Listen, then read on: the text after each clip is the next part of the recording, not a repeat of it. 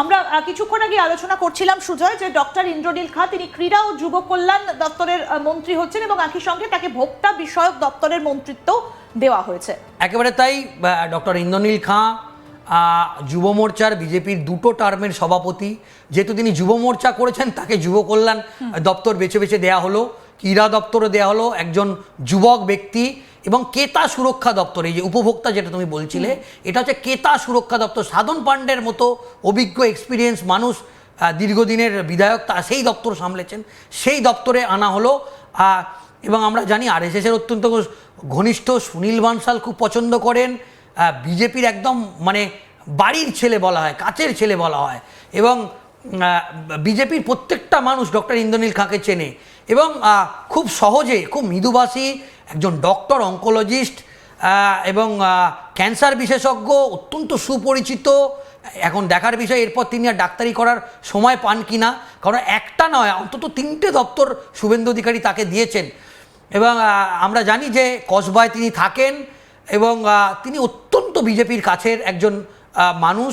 তিনি পার্টির দুর্দিনে ছিলেন, যুব মোর্চার মতো দায়িত্ব সামলেছেন, থানায় আন্দোলন করেছেন, তিনি জেল খেটেছেন, এটা তার পুরস্কার এবং আশা করি আগামী দিনে তিনি ভালো কাজ করবেন। কিছুক্ষণ আগে আমি তাকে ফোন করেছিলাম, আজ তাক বাংলার পক্ষ থেকে তাকে অভিনন্দন জানিয়েছি এবং তিনি আজকে একদম আজ তাক বাংলাকে মন্ত্রী সবার তালিকার পর তিনি জানিয়েছেন যে আজ থেকে তার অনেক দায়িত্ব বেড়ে গেল এবং আগামী দিনে মুখ্যমন্ত্রী যেভাবে তার উপর ভরসা করেছেন সেই দায়িত্ব তিনি অক্ষরে অক্ষরে পালন করবেন, সেটা তিনি আজ তাক বাংলাকে। এবার আসবো পরবর্তী, পূর্ণিমা চক্রবর্তী, তিনি কোন মন্ত্রকের দায়িত্ব পেলেন? পূর্ণিমা চক্রবর্তী তথ্য সংস্কৃতি দপ্তরের প্রতিমন্ত্রী এবং পর্যটন প্রতিমন্ত্রী। আরও একবার জানাই, পূর্ণিমা চক্রবর্তী তিনি তথ্য সংস্কৃতি দপ্তরের প্রতিমন্ত্রী এবং পর্যটন প্রতিমন্ত্রী হলেন পূর্ণিমা চক্রবর্তী।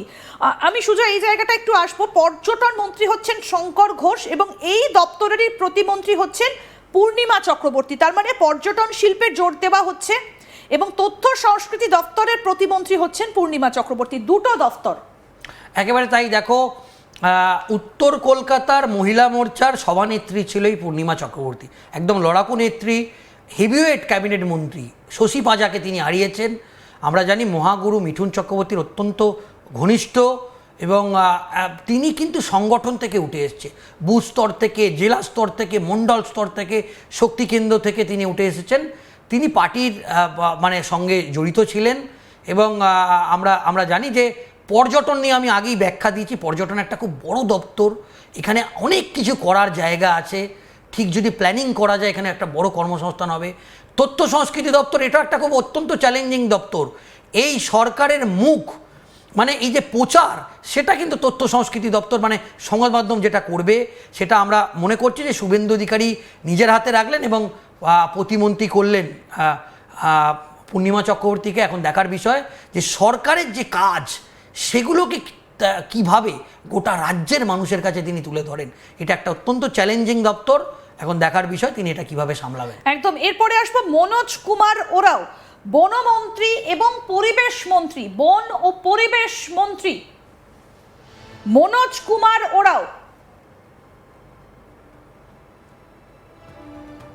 মনোজ কুমার ওরাও তিনি বনমন্ত্রী এবং পরিবেশ মন্ত্রী, দুটো দপ্তর। মনোজ ওরাও দুটো গুরুত্বপূর্ণ দপ্তর। সুজয় তুমি যদি একটু বলো যে মনোজ কুমার ওরাও তার উপর দুটো গুরুত্বপূর্ণ দপ্তরের দায়িত্ব দেওয়া হয়েছে, বনমন্ত্রী এবং পরিবেশ মন্ত্রী। একেবারে দুটো টার্মের তিনি বিধায়ক, উত্তরবঙ্গের একেবারে পরিচিত মুখ, শুভেন্দু অধিকারী অত্যন্ত ছায়াসঙ্গী ঘনিষ্ঠ এবং মনোজ ওরাও আমরা দেখেছি একেবারে লড়াকু নেত্রী, চা বাগানের একেবারে মুখ, বিভিন্ন শ্রমিক সংগঠনের সঙ্গে তিনি যুক্ত। আমরা জানি যে উত্তরবঙ্গের একটা বড় অংশের মানে যারা পিছিয়ে পড়া সম্প্রদায়ের মানুষ তাদের প্রতিনিধিত্ব করবেন এই মনোজ কুমার ওরাও। এবং পরিবেশ দপ্তর, দেখো উত্তরবঙ্গের এবং দক্ষিণবঙ্গে পরিবেশ নিয়ে কিন্তু একটা সমস্যা কিন্তু ইতিমধ্যেই তৈরি হয়েছে। দেখো দিল্লিতে যে পরিমাণ দূষণ, কলকাতায় কিন্তু সেই পরিমাণ দূষণ নেই। কিন্তু এই 15 বছরের সরকারের আমলে বা 34 বছরের সরকারের আমলে একেবারে রেকর্ড সংখ্যক লাস্ট 15 বছরের সরকার আমলে যেভাবে শহর বা জেলা থেকে যে গাছ কাটা হয়েছে, সেখানে যে প্রমোটিং হয়েছে, হাই রাইজ বিল্ডিং হয়েছে, সেখানে পরিবেশ দপ্তর অত্যন্ত চ্যালেঞ্জিং যে আগামী দিনে অন্তত 50 লক্ষ গাছ কিন্তু বসাতে হবে গোটা রাজ্য জুড়ে। এবং ইতিমধ্যেই কেন্দ্রীয় মন্ত্রী ইতিমধ্যেই রাজ্যকে সেই চিঠি পাঠিয়ে দিয়েছে।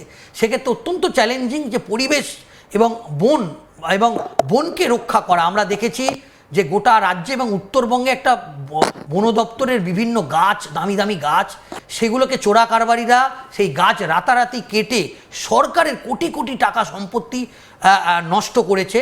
এবং সেইগুলোকে বাঁচানো, সরকারের রেভিনিউ নিয়ে আসা, পরিবেশকে বাঁচানো এবং সাধারণ মানুষের একটা আস্থার বিষয় যে অন্তত শান্তি করে একটা নিঃশ্বাস নেওয়া, সেটার কতটা কি করতে পারবে অন্তত শুভেন্দু অধিকারী তার উপর ভরসা রেখেছে। তিনি অভিজ্ঞ, তার অভিজ্ঞতা আছে, এক্সপিরিয়েন্স আছে, আশা করি তিনি এই দপ্তরে ভালো করে কাজ করতে পারবেন।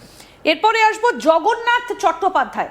জগন্নাথ চট্টোপাধ্যায় সিউড়ির বিধায়ক, তিনি কোন কোন দপ্তরের মন্ত্রী হচ্ছেন এবার সেটা আপনাদেরকে বলবো। জগন্নাথ চট্টোপাধ্যায় হচ্ছেন উচ্চশিক্ষামন্ত্রী, কারিগরি শিক্ষামন্ত্রী, প্রশিক্ষণ এবং দক্ষতা উন্নয়ন মন্ত্রী। অর্থাৎ বামেদের মতোই কিন্তু দুজন শিক্ষামন্ত্রী পেল এবারে রাজ্য।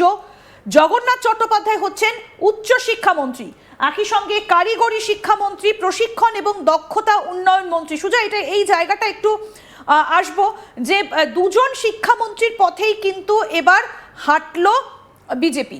একেবারে দেখো, আমরা আগের আলোচনায় আমরা বলেছিলাম, তখন কিন্তু ঘোষণা হয়নি যে বিদ্যালয় শিক্ষা এবং উচ্চশিক্ষা বামেদের সময় সুদর্শন ঘোষ দস্তিদার, সুদর্শন ঘোষ মানে একজন ছিলেন, টাইটেলটা এই মুহূর্তে আমার মনে পড়ছে না, তো তিনি জাঙ্গিপাড়ার বিধায়ক ছিলেন। তিনি সেই সময় শিক্ষামন্ত্রী ছিলেন এবং পার্থ দে তিনি বিদ্যালয় শিক্ষা দপ্তর ছিলেন। এখানেও আমরা দেখলাম যে জগন্নাথ চট্টোপাধ্যায়, তাকে উচ্চশিক্ষা দেওয়া হলো এবং দীপক বর্মন তাকে বিদ্যালয় শিক্ষা দিল।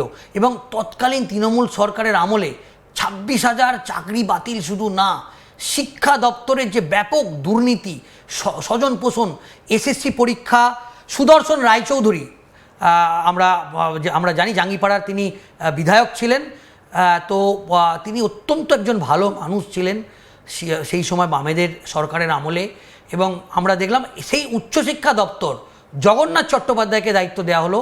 এবং জগন্নাথ চট্টোপাধ্যায় তিনি সংগঠনের মুখ, তিনি সাধারণ সম্পাদক ছিলেন এবং দল বীরভূমের এই মুহূর্তে তার উপর দল ভরসা করছে, মুখ্যমন্ত্রী তার উপর ভরসা করছে। এখন দেখার বিষয় যে এই চ্যালেঞ্জিং দপ্তর এবং কারিগরি শিক্ষা দপ্তর, যেটা উজ্জ্বল বিশ্বাস সম্প্রতিকালে আমরা দেখেছি তাকে কিভাবে হেনস্থা হতে হয়েছে, তার বিরুদ্ধে ক্ষোভ জনরোষ নেমে এসছে, সেই সমস্ত দপ্তর তাকে দেওয়া হয়েছে জগন্নাথ চট্টোপাধ্যায়কে। এখন দেখার বিষয় জগন্নাথ চট্টোপাধ্যায় চ্যালেঞ্জিং এই দপ্তর কিভাবে সামলায়। একদম, জগন্নাথ চট্টোপাধ্যায় উচ্চশিক্ষামন্ত্রী হচ্ছেন এবং একই সঙ্গে কারিগরি শিক্ষামন্ত্রী এবং প্রশিক্ষণ ও দক্ষতা উন্নয়ন মন্ত্রী।